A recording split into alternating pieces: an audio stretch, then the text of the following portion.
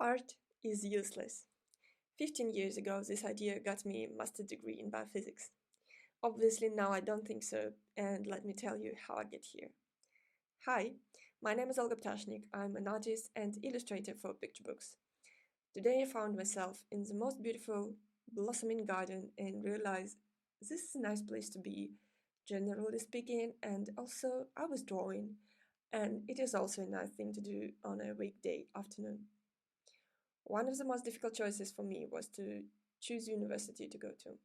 It may sound pretty stupid, but let me elaborate. I was born in a family of scientists and engineers, and it was fantastic to have such an example in life. But probably something went wrong, and I was born the dreamiest kid ever. Still, since 6 years old, I've attended a school with focus on mathematics, and I was an average student, nothing exceptional, but on average, I received a strong base just because I was there. But still, I would daydream a lot, creating imaginary films in my head, reading books in classes, on my way to classes, or even instead of classes. I loved photography and drawing, and also, for some reason, I was always interested in nature, in biology. When I was 11 months old, my parents took me to the mountains for the first time.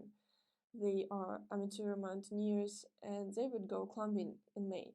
So I took my first independent steps in mountains, and perhaps that's why my heart is still there. We would backpack a lot as a family, and I always just wanted to stay at one place and look at it to see how sky changes color in the morning. And even with the heavy backpack with mountain sickness, I would chase grasshoppers and butterflies, and everyone would laugh about it. But I didn't know what to do with all that, what to do with myself. I was studying hard in school because I thought it was important and didn't take time to understand who I was. So at the end of the school, still I decided that I will go to the art university. But this would be too easy, right? Uh, Actually, my family supported me and my interest in art, and my mom and sister, they helped me to find my first teacher, and my sister would give me money from her university scholarship to pay for this art school. Thank you, my dear. And I took 1 year of academic drawing classes where I would draw plaster figures. And I enjoy it really, although it's the most basic stuff you do in the art school, but I really loved it. And somehow, I don't know how, but I decided that I was interested in historical costume and theater. And thanks to my mom, I got into one of the best programs for theater costume design. So I was preparing for the university in this course, and the fact is that I was studying in one of the most demanding math school, and in the second half of the day, I would take 1 hour trip to attend the course and then go back. So it was super interested and I enjoyed it, but I had a lot of doubts about the future. All my family and friends had them, I suppose. All of them were from the very particular scientific background, and taking the leap into the theater, into the art, was super scary. 3 months before my final exams in school, it turned out that this course, this theater course, is going to be closed probably, and there will be no high school course this year. So it was very unexpected, it was very scary, and I was really nervous. I never made such a huge decision in my life, and I thought it was pretty final. I thought that it will pretty much make my future for me. I had a choice either to go down into the unknown world alone or to go to study biophysics, which I liked very much actually. Also, I had a very strong idea in my head that science is useful and art is just an entertainment. I believe that as a scientist in biology, I will help people to live longer and healthier, and this is the most important thing, isn't it? So I remember when I put all my brushes and pencils away, and 2 months before the final exam started, from scratch to prepare for the math and physics exams in the university. That was not easy and perhaps crazy. I don't know how, but I got into the best university in the country and started my work as a neuroscientist.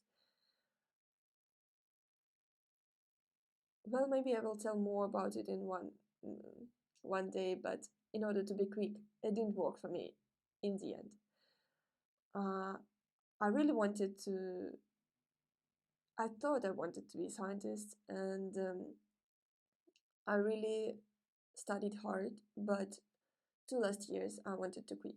Uh, I made it to the end through sleepless nights and nervous breakdowns. But in the end, I knew I will go back to drawing in some way. So I was 22, doing my master's and trying to find a new way into the art world. I was very lucky to find great people on my way, and I was lucky to find an art school that became my place and people who would become my friends. And now looking back, I realize that in science world, nothing like that happened ever. Uh, it was difficult for me to connect to people there. And in art, I was so lucky to find a lot of great people who I made friends with instantly and just had a connection. So I was a student in the hospital working on thermodynamics, and I just started to draw. I tried to make web designs, user interface, even industrial design in order to find a solution where my technical skills would be useful as well, because, well, I have a master degree. But as I've tried it all, put my foot in every door, I saw that I want to draw and to make stories of it. On one hand, I was happy to find myself.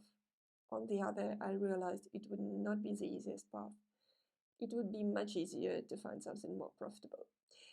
But what are you gonna do? And 10 years ago, I started to pave my way as an artist and illustrator, being absolutely new to the industry without formal education and connections.